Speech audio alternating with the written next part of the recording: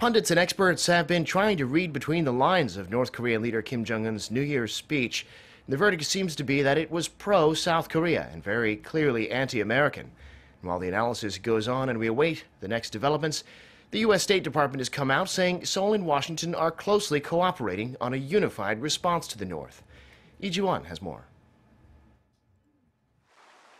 North Korean leader Kim Jong-un's New Year's speech sparked a flurry of speculation and analysis worldwide, especially within the U.S.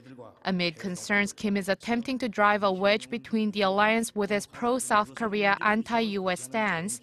Voice of America reported Tuesday that an official from the U.S. State Department said it's working closely with Seoul on formulating a joint response to the North. And to South Korea's welcoming of Kim's comment on his willingness to send athletes to Pyeongchang Olympics in February, the official said the U.S. is certain the South will host a safe and successful Winter Games. This comes as Kim warned the U.S. that the entire mainland is within the range of his nuclear weapons, while expressing North Korea's will to take part in Pyeongchang 2018 and that both Koreas can meet urgently on the Olympics. But many North Korea watchers say the young leader's two-track approach is a ploy to shake the South Korea-U.S. alliance.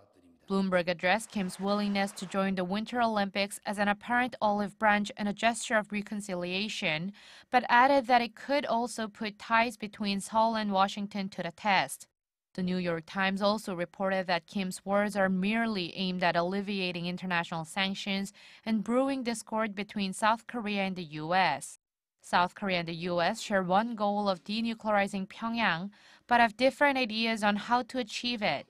President Moon Jae-in wants talks and negotiations, while U.S. President Donald Trump continues to emphasize sanctions and pressure.